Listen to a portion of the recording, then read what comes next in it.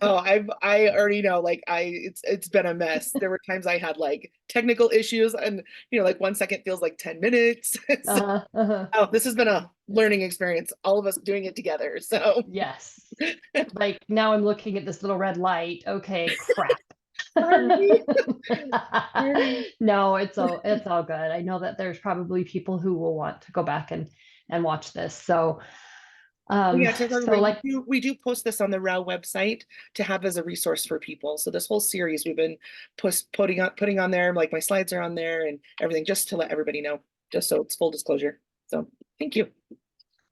yeah, thank you, Carissa. I think that I was going to share just a little bit of a personal experience with being in a situation where I was very highly agitated and some this was, keep in mind, this was like 22 years ago. So things have advanced quite a bit, but very inept de-escalation was happening. And so I just was going to share a little bit about what would have worked better in that situation for me. And then I wanted the people who have joined me today from USARA to also maybe share something about their experience with stigmatization, being judged.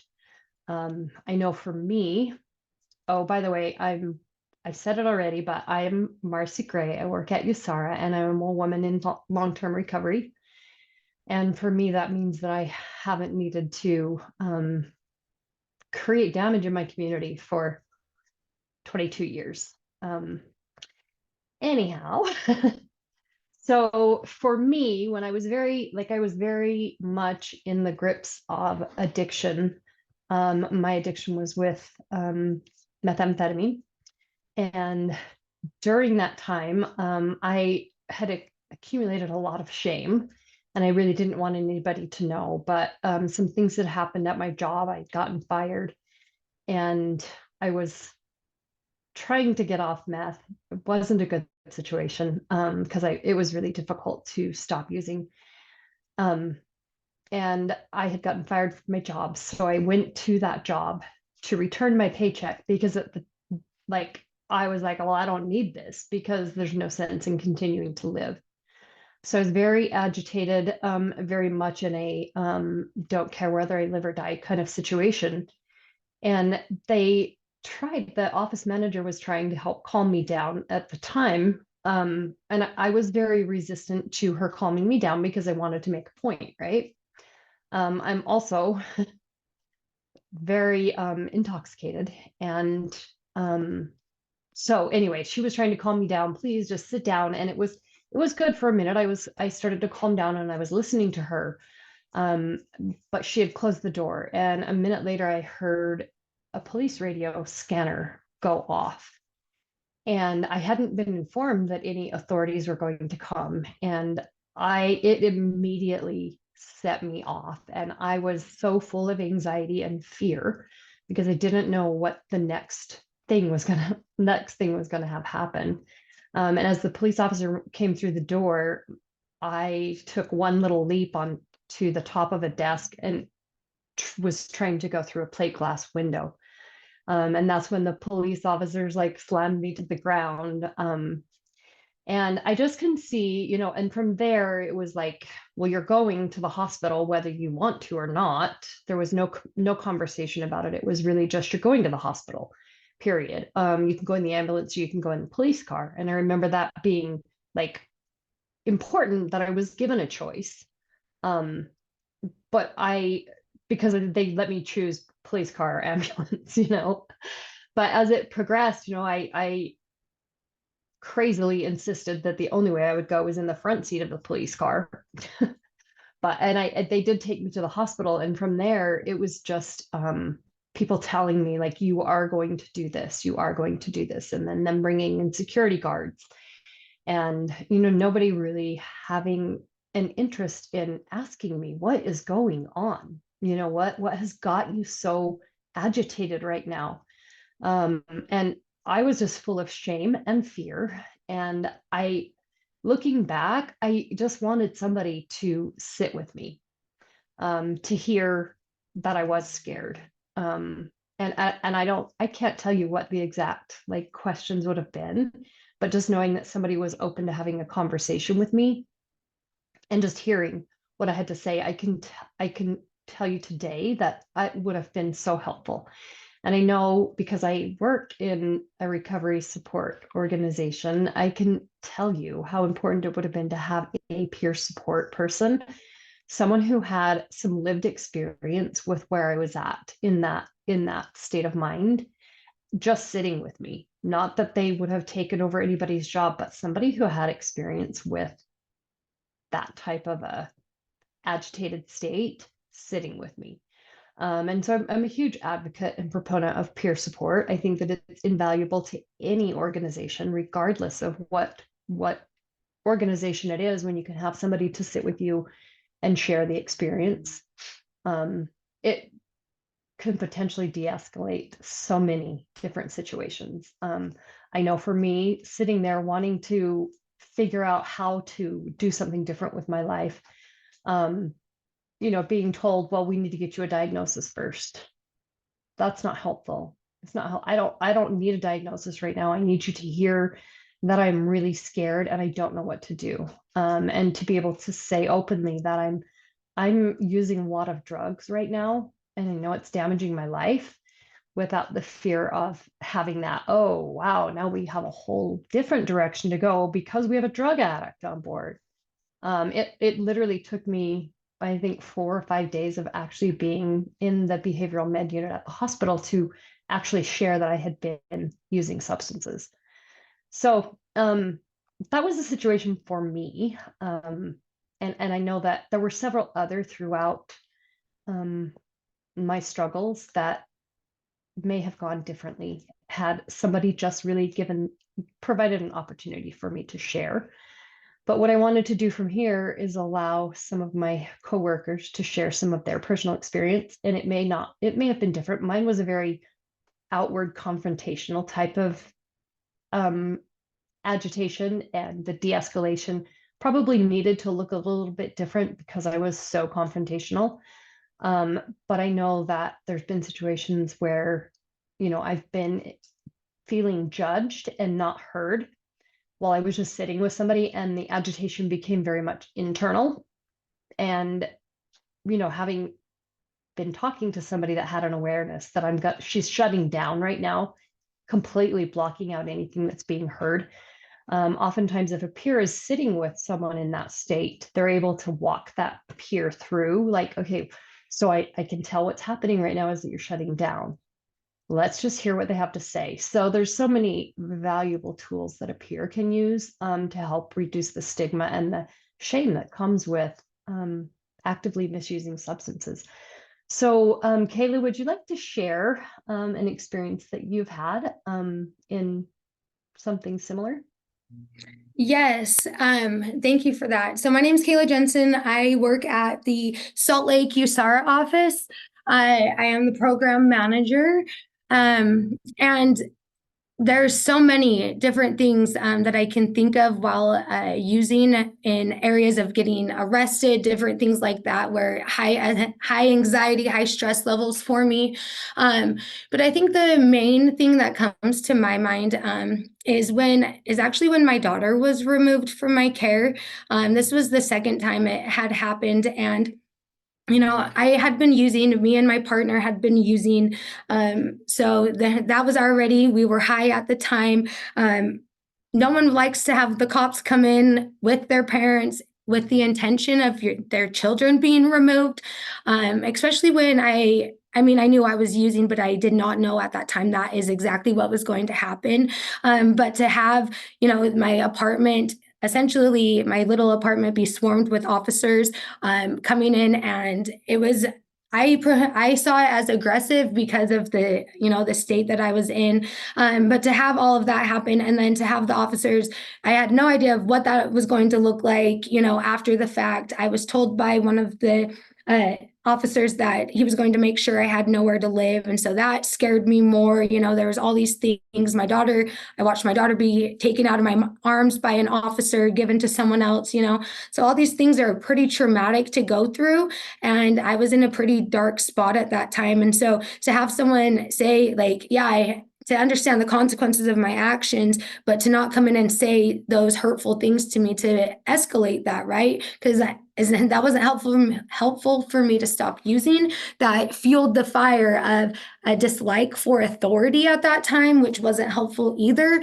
because there had been trauma in my past as well. So it kind of just fueled that fire. And so that, I think that was the biggest thing. That's one of the biggest things that comes to my mind.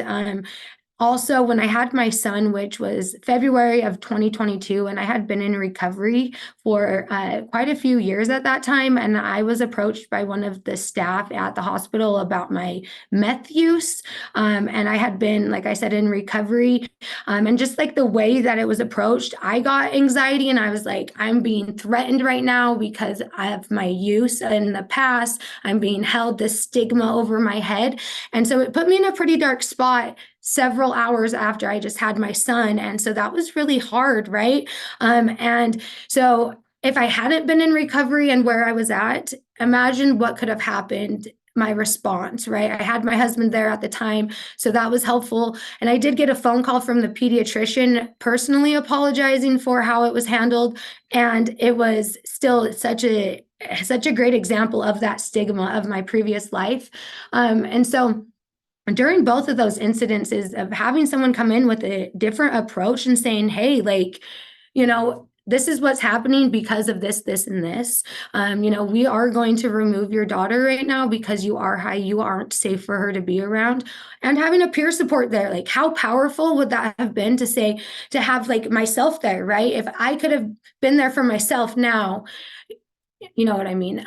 That and saying, hey, like, you are going to be okay. There is an end to this. You can get reunification. This is what it's going to look like. It may be scary right now, but there's steps to take because I had no idea. I had to figure it out through the waters myself until I was able to find people to help support me as well. And so I really like that peer support in both of those situations for me of just like the trauma-informed care, right? I needed to be held accountable for my actions in different ways, right? The hospital setting could have been a conversation of, hey, like, I know in the past, yeah, all that, but the approach, was really off-putting. And so and again, in both those situations, peer support to help understand, to help say, hey, do you understand what's happening? Let's help bridge that gap would have been invaluable for me. Thank you, Kayla. And I will move on to our next friend, but does anybody at this point have questions about anything that Kayla and I have talked about, or just curiosity about any of it?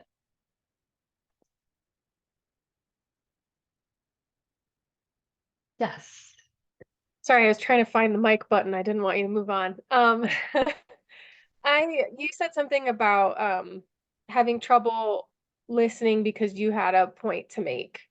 And I've had that experience with clients where I'm trying to talk through the situation with them, but they have this point to make, and maybe because of substances or a different train of thought than I'm on, it's not relevant or not logical to what needs to happen at that moment. What are your thoughts on how to kind of acknowledge someone's point, but also, kind of move them away from it? I don't even remember what I said, so I'm trying to remind myself what the context is. However, but what, like when I have a point to make, I just want somebody to acknowledge that, yes, I actually hear you. And like Kayla was sharing, like I needed to be held accountable. I need to be held accountable for the things that I'm doing. It's not okay for you to treat our staff this way. And I hear that you are extremely scared. You're frustrated. And these are the steps that we are going to take at this point. I mean, I'm thinking of when I was actually in the doctor's office, and before the police came, had she just simply said, I want to make a point. I want you to know that I am upset that you fired me. And, like, and now I'm scared and afraid. But had she said, we're afraid for you, and we're going to bring some officers in to see if we could kind of diffuse the situation. But even just letting me know ahead of time, Because I mean, you all know when we get surprised with something, it escalates the level of anxiety tremendously. So I don't know if that's helpful, but you know, just really just affirming that I hear you. It's got to be super frustrating for you. And these are the steps that we're going to take at this point, and we'll continue to walk you through this as we go along. Was that helpful? Is it Chapel? It is. Okay. You know, maybe my specific situation was just tricky because I tried to reflect that back to them, thinking of a specific incident, and I tried to reflect that back. You know, I can tell that you're really frustrated with us, and he told me that he was not frustrated. He was having a great day. So then I sent him in a whole other, you know, mad at me tangent. So I don't know. I've thought a lot about that situation and trying to figure out how we could have better de-escalated that. So this, Honest. Oh, oh, sorry, Marcy. go ahead, Kayla. I was just going to say, so in those situations when like, someone is maybe physically irritable, things like that, and their voice or whatever doesn't match, say, I hear that you're saying that you're having a great day, and I'm noticing that, you know, you're whatever, you know, and so kind of contrasting the two and saying, I hear that, and this is what this is what I'm observing about the situation. And then maybe that can, you know, figure out what is really going on. Are they really agitated? Are they really irritated? Or, you know, X, Y, and Z. Mm-hmm. Yeah, because that obstinance is going to come in for sure. But I also think, you know, again, I will advocate for the value of peer support, because what a great opportunity to bring somebody in and say, you know, I would like you to just visit with this person for a little bit. I'm going to step away for 10 minutes. Why don't you visit with them, and then we'll reconvene in a few minutes. It may or may not work, but having somebody who's actually been in that very similar situation can oftentimes help diffuse it quicker. That's great thoughts, both of you. Thank you. Yeah, for sure. Mercedes, would you like to share a piece of your story? Sure. Thanks, Marcy. I am Mercedes Morgan. I am with USARA in the Carbon Emery location located in Price. And we've got some Price people on here, so always happy to see you guys. The scenario that I would like to share about is actually when I was first entering into recovery, and I was personally experiencing a lot of ambivalence. I did not know if I had intentions of really truly wanting to get sober and enter into recovery. I wanted to get out of the current situation that I was in. Therefore, there were some steps that were taken, and detox was a part of that process. I'm from a very small town originally, and so my impression of what recovery was you just stopped misusing substances, and then you were okay. And you went to work and you took care of your kids, and your family was a part of your life. I did not know that there were supports available. I did not know there were things outside of inpatient treatment facilities. And so when I went into detox, like I said, I was in a place of ambivalence, and I was just inconsolable, just sobbing, because I was scared that I was going to get sober, but I was also scared that I was going to not get sober. And I didn't really know where I wanted to land on that spectrum. I wanted to like maybe stop misusing substances, but like maybe do it later. Wasn't quite sure. And so I had a lot of medical personnel that offered advice, offered suggestions. But some of the things that are very, very big in my brain still is I had a nurse say, it's going to be so good for you when you get sober and you change from being a bad person to a good person, and you get to be there for your kids and you get to be a good mom. And that was really hard for me to hear, because in my brain and in the situation I was in, I was being the best mom that I could be under those circumstances, and getting honest and being willing to go to detox was me truly trying to be the best version of myself, not only for me, but for my children. And it was really, really terrifying to take that step and be honest. And I think it came from a place of trying to be supportive, but again, it was somebody without any lived experience that did not realize how damaging and harmful the words they were using were for me. I also was very much left out of the loop. I checked into detox and I was under 90 pounds. I was covered in bruises. I had a broken wrist, 2 broken ribs, 2 black eyes, and a broken nose. So I'd gone through it. I was not looking good. I was like that frail bird that flew into the window. That was me. And so people just, they looked at me and they saw that, and there was the immediate judgment of what my experience had been.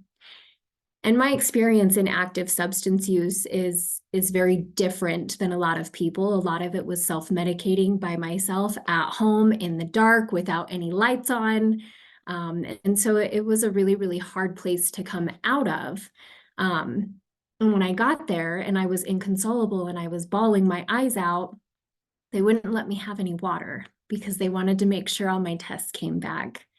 And so I took my IV and I went and stood in the shower and I let my mouth open and I let the shower water run in my mouth. And the nurse actually came in and they restrained me and put my hands on the bed so that I could not get up again. This was almost 10 years ago, but it was something that I felt even more terrified to ask for help, to talk about what I was experiencing, because I'd never done any of that before. So again, to hit on the importance of peer support, if I had somebody with lived experience that had gone through those things and had came in and just said, you know what, I'm someone in long-term recovery, and I've also been on the side that you're on right now. I've also been in that bed, and I've also been terrified.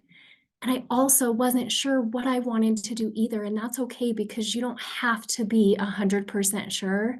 You just have to be willing to look at the options. We just ask you to be open-minded, because what you're doing right now is really, really, really hard. And what we might do can also be really hard, but there's 2 very, very different outcomes. Would you be open to hearing a little bit of my story? And I think if I could have heard that and I could have had a little bit of hope, because I didn't have anyone in my life that I knew in recovery that was successful in recovery, that was proud to be in recovery, it was a very shameful thing for me.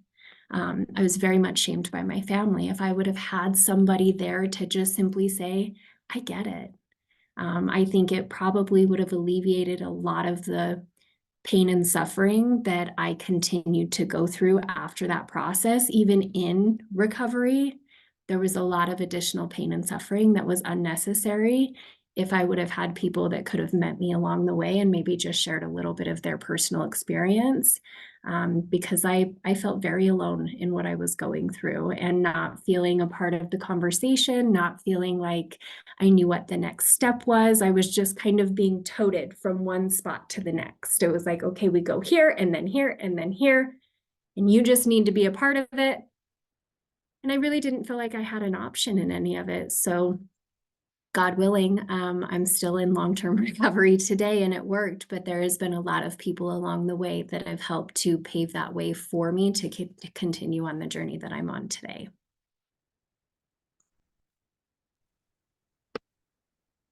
Thank you, Mercedes. Anybody have thoughts or questions for Mercedes? I have a quick question, kind of just all out there. First of all, thanks for sharing everything. I'm like, it's just thanks. But if someone would have come to you and said, you know, I haven't been where you've been, I don't understand, but can you help me understand, or can you help me, like, just having that compassion, that trauma-informed care approach, having that, would that have helped in the situation too? Or have you had that approach help at times? Because, or to say, like, I can get you in touch with someone, but like, I'm here, I'm listening, because, you know, like, de-escalation is number 1. It's a behavior technique, or not behavior, a communication technique. Behavior is communication. That's what we're, like, everything is part of it. So listening and seeing all of it is so important. But having someone come to you and just be like, hey, I don't understand what's happening right now, help me. Would that have helped in any of the situations? I absolutely believe so. I think in my setting, it was obviously a medical setting. And so a lot of what I saw was, oh, your anxiety is incredibly elevated. Here's what we're going to do. Here's the medication we're going to give you. Instead of somebody just simply saying, hey, I can see that you're a little elevated right now. Do you want to share about that with me? Providing a safe place just to talk, whether I would have been in a position to talk or not, I don't know.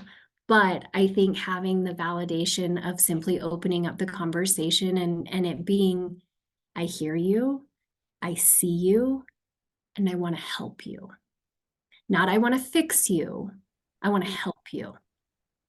So I think absolutely that would have made a huge difference. Yeah, I think definitely, you know, like we are probably all that everybody on this call is in a helping profession. And like what we want to do is help. And oftentimes that equates to fix. You know, we want to get this person into a calmer state so that not only are they feeling better, but that I'm feeling better, or the provider is feeling better, because it's not a comfortable place to be in, right? So our inclination is to fix it. But like Chris was just saying, you know, so much of behavior is communication from both sides. You know, when I'm highly agitated, I'm communicating to you that I need to feel safe and heard. And just having that space of non-judgment to be able to just share part of what was going on.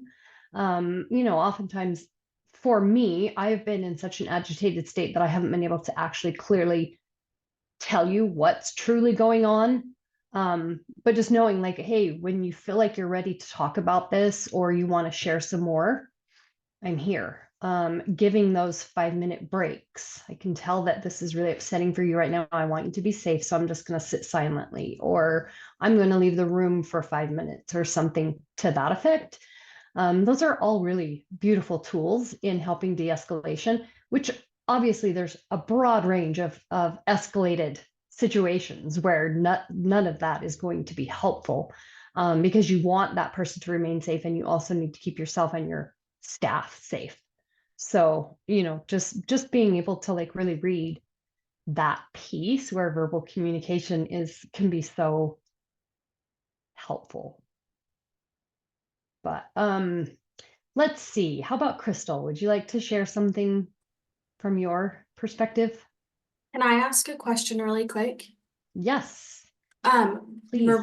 Mercedes, you mentioned having like the fear of getting sober while also having the fear of not getting sober. What would you say may be helpful, or like with sharing with somebody who could be escalated or like outside of their window of tolerance because they're having fear both ways? My personal belief around that is just validating that they don't have to make that decision today. As of right now, we're just focusing on where we're at in this moment. And, you know, what do you want me to have as my biggest takeaway today? How can I support you in this moment? Because really, it took quite some time until I really bought into doing recovery long term. I was very fearful. The idea of never putting drugs and alcohol into my body again and having to manage life on life's terms was really, really scary. So I think just allowing them to be in that place and validate that they don't have to know if this is long term for them one way or another. We just know that today you're here. And that seems like a step in the right direction. You know, how can I help you today in this moment? How can I support you? Because you're showing up for yourself right now. And I'm so happy for you that you did that. Thank you so much. I just wanted to add on to that, which I think was awesome, Mercedes. Thank you. For me, I had been told what to do, how to do it for so long because of court systems, because of different things. And so when I was given the opportunity of what I wanted my life to look like and what I wanted my recovery to look like, I too, like Mercedes said, I didn't know there was like this whole huge community. I thought it was like this way, and this way. And I was like, this is never gonna, I can't fit into this mold. And so when those options of like, what makes you happy, all those different things, and like celebrating, showing up for myself, no one had done that for me up until that point of finding a peer support and doing all of that. It was like, why didn't you drug test? Why didn't you do this? Why didn't you do this? Why didn't you show up for this? It was never celebrating those little things that I was doing, which are so impactful, at least for me, especially in early recovery, because of such a long use of it, or a long history of use. And yeah, I think the ambivalence for recovery is really common. And I love that we're speaking up about that ambivalence now, instead of just saying like, oh, they're not ready, or oh, whatever. It's no, maybe it's just like that. Is it scary? It's scary to stop doing that and to stop relying on a substance to get you through a day. And so 100% ambivalence for quite a long time, and maybe still, like, it may still pop up, so that was great. Thank you both so much for that. Yes. Awesome stuff. Hopefully it's awesome for you guys. I sit here very proud because I think that the people I work with are fabulous. But Crystal, would you like to share a piece of your story? Sure. I have an extensive history of all sorts of different situations. And I was sharing with Marcy earlier, my most of my situations come from, I mean, different random things, but I'm not a confrontational person, because I was raised not to be. And so the situations that I had were mostly shame-based, but one, and Kayla, when she was sharing, brought to mind a whole series of different events that I hadn't even thought about, but I'm not gonna go there. So about 17 years ago, I had a neck injury, and at the moment that it happened, I was using, and I didn't have insurance. I was in a rural area, in a not good marriage, and when it happened, I got laughed at, and it wasn't like an initial pain thing. So anyways, when I got insurance, I finally went to the doctor, because it was like debilitating. I couldn't function. So for about a month, I couldn't function. So by the time I got to the doctor, my doctor was out. So I got a substitute doctor. And as I'm explaining to him the situation, how it happened, how long it had been, what I'd been doing in the meantime to alleviate the pain, which there wasn't any, he attacked me, and he accused me of seeking medication. And he said, "What is it that you think that I'm going to do for you here?" And I remember just shutting down and being like, well, I don't know now, and I did ask, like, well, I just don't know what to do. And he said, "You didn't go to the emergency room, and you've made no record that this even happened. So how am I supposed to believe you? I'm not going to send you to a specialist, and I'm not going to give you medications. So there's really nothing for you here." And that was like, I remember I left there and completely shut down. And it was a long journey to get through that. And I go back to that moment, to that all the time. And I just think, like, the nurse just sitting there listening to him, the assistant just sitting there listening to him, and just the shame piece that came from that, and how much it would have made a difference if, I mean, she would have been able to speak up and just, anything. But the thing that sticks out the most is just somebody saying, "How can I help you?" And I know that's been brought up a lot, but how can I help you? What would where can we go from here? Anything other than just being absolutely shut down and told that there was nothing for me. And so I carried that with me for a very long time, up until like 5 years ago, honestly, that if there was something wrong with me, that there was no help for me.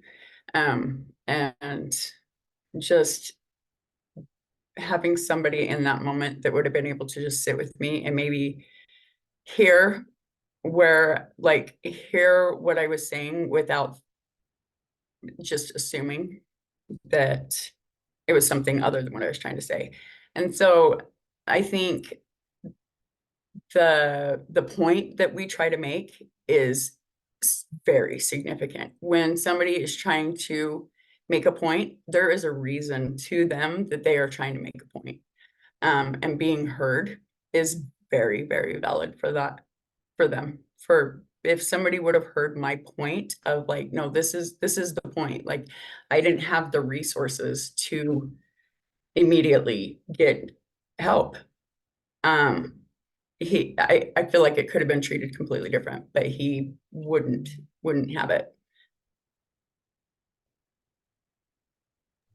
Thank you, Crystal. I know oftentimes in situations, and it doesn't always have to be with SUD, but we go in with our own implicit bias about a situation, and making that assumption before you actually have heard somebody can be super harmful in any situation. I'm pretty confident that everybody on this call today has had some type of experience in that, where the bias of another person has really affected that communication. But thank you, Crystal, for sharing that piece. Does anybody have any thoughts or questions for Crystal before we move on to the next one?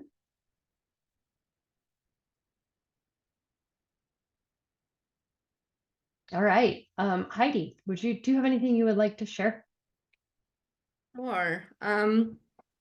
So my name is Heidi Thompson. I am with the USARA in the Grand County area. So I'm thinking of a situation when I first got into recovery. I was completely defeated. I carried a lot of shame, a lot of guilt. I started in recovery court and my children were taken from my custody. And I was really stuck in this place of like me versus them. Like I really felt unsupported. My family, my brother and my sister both worked for DCFS, and my dad was completely like unsupportive of where I was at. So I didn't have a license at the time because I had a prior DUI, and my children were 4.5 hours away, and my caseworker was 2 hours away.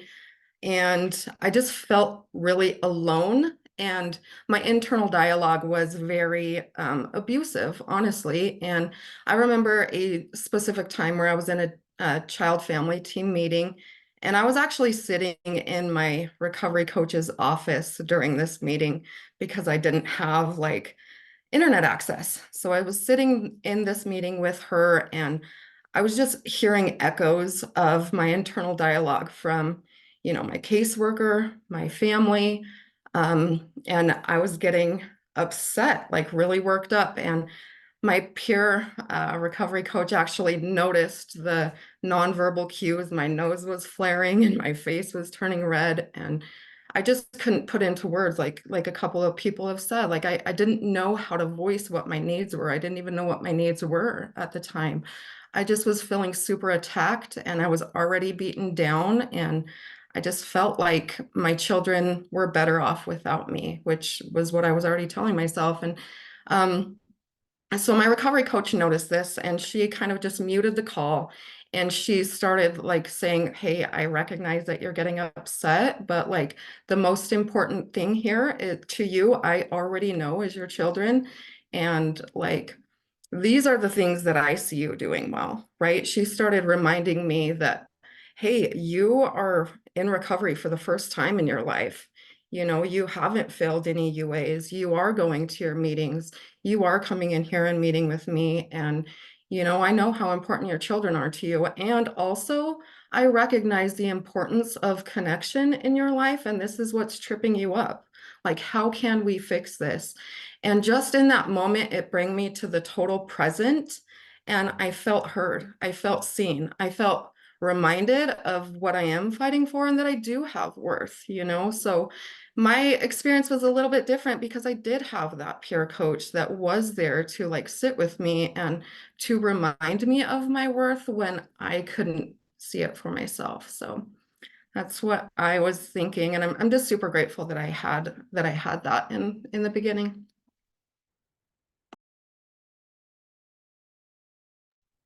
Thank you, Heidi. I appreciate all of you that are being open and willing to share some vulnerabilities with everybody. Because this is just real. This is just the real life stuff that everybody goes through. It's just a little more heightened when we're working with somebody that has SUD. Lynette, would you like to share a piece of yours, and then we'll let Damon share before we end this meeting? I know we're getting short on time. I just barely noticed, but so Lynette, I'll give you a few minutes and then we'll go to Damon. Sure. Super. Yes, I've been like racking my brain. There's been so many times where I certainly could have used some de-escalation. Could have saved me some serious charges for sure. You know, most of my life I really struggle with methamphetamine and alcohol, and it's pretty prevalent in my family. So domestic violence and is definitely something that I have had a lot in my life. And so violence is definitely something that I have experienced in many different aspects throughout my years. And so one day, one night in particular that comes to mind, I had just gotten into it was a rough one. I'm gonna probably guess it was more alcohol involved, but I remember like getting into like this fist fight with a spouse, and then getting out of that, and then going rounds with a sister, and then trying to walk away, but like being blocked and stopped and not being allowed to like leave the situation. And then like once I finally did get away from the situation, I just remember like my mom, not to get too traumatic and into it, but my mom calling the police and then jumping into the car and like following me driving, like just like yelling these things like like horrible things at me, like just like making it worse. And I just remember like the amount of how upset I was. And I remember this cop, he came and he was awesome, but he came and like, I remember getting super extra upset because in the past, kind of like stories you heard here today, they would just kind of like put you up against the car and like handcuff you and take you to jail. But this time it was different, and I just kind of remember him like yelling, telling my mom to like shut up and leave me alone, and then asking me if I needed some space and to step away. And like I just remember that being exactly what I needed, and asking me if I just needed him to sit with me for a minute, and him just sitting with me and not a single word being said for a long time, but just sitting with me in that moment in the dark. And then just him saying, like, I've struggled too. And then him just relating to me in that moment. And that being exactly what I needed to hear. And then him just reminding me that, I was worth fighting for. And although I did have to go to jail that night, that he was rooting for me. And it was the first time I'd heard that anybody was rooting for me in a long time, And that night really stuck with me. And it was the last night I ever went to jail. So 10 years ago, and it's probably one of the most valuable nights of my life. And so I will carry that with me forever. And to this day, that guy still is a huge impact in my life. So yeah, it was pretty cool. A little bit goes a long way. Absolutely. Thank you, Lynette. It can't be said enough, the importance of really just sitting with somebody at times, rather than getting to that place of, oh, we got to get this fixed right now, but just sitting with somebody. We have a few more minutes. Anybody have any thoughts or questions for Lynette?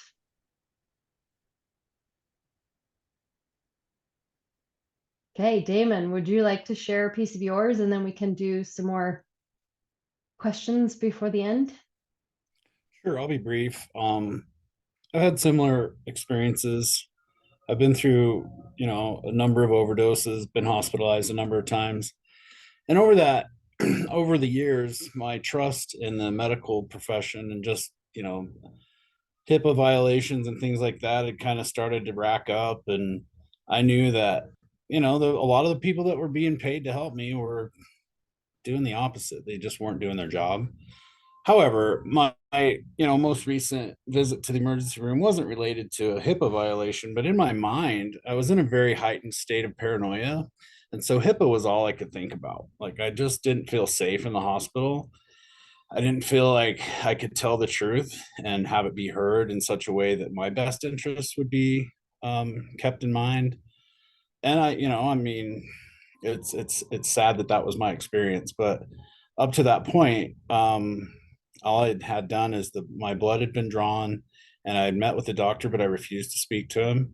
And each time he tried to approach me, I kind of just told him to fuck off. I mean, sorry to be blunt, but that's how I felt because of my paranoia, because I hadn't slept in 10 days. And I feel like in my mind, I had a very legitimate reason not to want to open up or talk to anybody. But thank God, Miranda Sacramento from Four Corners, and I'm going to use her name just because I love her so much and she needs to be talked about in this light because she does a good job of what she does. She came in and talked to me and sat down and talked to Damon. She didn't sit down and talk to a drug addict. She didn't sit down and talk to a criminal. She sat down and talked to a human being. And sorry, I didn't know I was going to be asked to share, you guys, but she looked me in the eyes. She sat down next to me and she just talked to me the way you would probably talk to your child, just very open and very honest. And she told me, she said, Damon, I understand. I know, I understand that we don't do a great job sometimes. As people, we all make mistakes in the hospital. And she even took accountability for herself. She said, we're never going to get it right, buddy, but we're here for you. And she was able to, like, by the time she was done talking to me, like, she was ready. She signed off for me to go home. She shouldn't have, but I hate to say that, but the doctor was really pissed off. But she had me in such a better place. Like, she really did. Immediately after she left, I was right back to, being Captain Insano. But she knew what she was doing. And I think that just making that personal connection and just being like, hey, dude, let's pump the brakes on all the professional designations and all the official responsibilities of this situation. And let's just, let's be eye to eye for a second and be two people in a difficult situation and figure a way out of it. And I eventually got help and everything's great. And yeah, that's what I got to share. What a powerful thing, Damon. Thank you for sharing that, because overall, isn't that what all of us really wants, is that moment of being a human to human, not a doctor to a patient, but just human to human. And those moments are what are so impactful and meaningful. Annette shared about, I think we all have some of those moments. As Damon was sharing, I was like, oh yeah, that when I went to the hospital that time, I remember the one therapist that really saw me as just a human being. So how about thoughts or questions from anyone, or anybody want to add anything? I just want to say thank you. Ashley posted in here, a lot of people are saying thank you, but she said, thank you for sharing. Your perspective is so insightful and hard to hear how traumatic people trying to help can be instead of validating. And that's, that's the point I wanted to come across. People think they're coming because they're coming from where they think it needs to be to help, when that's not what needs to happen. Because I'm not perfect. I've been in both sides of the coin here, like thinking I just know what to do. And, and it's just, just thank you. Thank you for being willing to share. You've changed me today and I needed that. And I just thank you. All of you. Thank you. Sorry. It was it was definitely a pleasure, and I'm so grateful that you invited us, Carissa, and that we could be here to provide a different perspective for some of you. I know that every one of us on this call from USARA are all very open to further conversations if you're interested. We can all be reached at USARA, and yes, when I just- post this, do you want to post some links? Because that's what we like to do also, is post some links like, this is how you get these resources, this is how you access this. We have the RHAU website, we have all of that on there too, but having stuff specific to this, Marcy, if you'd like to send me something, we can link to all of this, that would be great. okay. And I don't know if you guys Yeah. can are reading all these comments, just everyone's No, so appreciative so much. of You're incredible. Thank you. I second all of everyone. it. Amen. So, and don't worry about the profanity. It's just language. It That's worked for word. the severity of the situation. So it got the point across. But yeah, just thank you. Yeah, thank you, everyone. Appreciate you all. Now we feel like we need to do like some mindfulness or something. Woo.